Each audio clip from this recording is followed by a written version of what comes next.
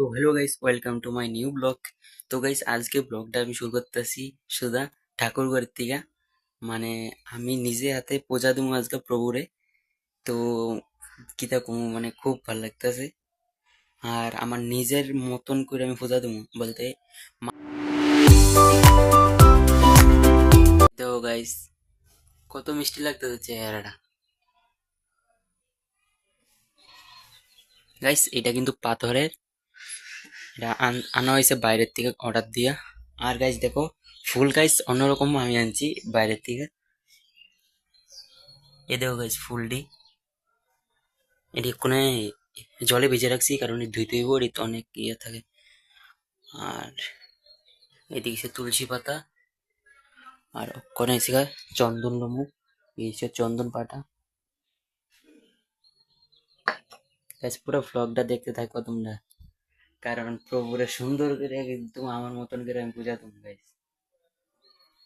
তো গাইস, চন্দন পাতা finally complete হয়ে গেছে। এটা দেখুন তুলসী পাতা মানে দিয়া, আর প্রভুর বুকে দিয়ে দেবো। এই দেখো গাইস, তুলসী পাতাটি। গাইস, আমি অনেক দিন পরে পূজা দিতেছি, মানে ঠাকুর ঘরে, বাড়িতে কেউ নাই, এই লেগা গাইস আমি পূজা দিতেছি। তো গাইস, প্রভুর চরণে ফুলটি সাজাইতেছি। তোমরা পুরো ব্লগটা দেখতে থাকো, স্কিপ করো না প্লিজ। আমি একটা ব্লগ করলাম আর কি। তো গাইস, ফাইনালি কমপ্লিট ফুল দেয়া, শঙ্কর দিয়ে দিছি। আর দেখো গাইস, এটা যেন প্রভু রাজার বাসিটা আর মুকুটটা, এই দুটোই সব রূপার। দেখো তুমি ভালো করে নি তো,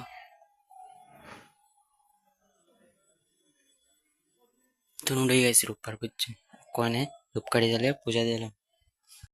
তো গাইস, ফ্রিজে রাখা আছে আঙ্কুর দিয়েছি গা, পূজা দিয়ে দেবো।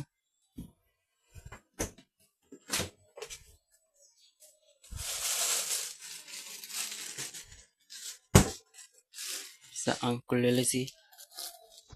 তো গাইস, ফাইনালি পূজা দেওয়া কমপ্লিট হয়ে গেছে। ওখানে দরজার এটা লাগিয়ে দেবো। এটা হচ্ছে গাইস পর্দা আর কি। পর্দা না লাগে আবার প্রভু সেবা করতো না গাইস, তাহলে পর্দাটা লাগানো জরুরি। তো পর্দাটা লাগে জামগা করে, ঠিক 10-15 1-1.5 মিনিট পরে আবার আমি আইগা প্রসাদ লম।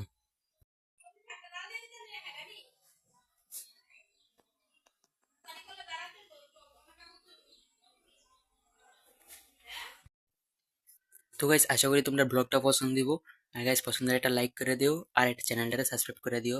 টাটা গাইস, নেক্সট ভিডিও মে সরি নেক্সট ভিডিও গাইস দেখা করুম।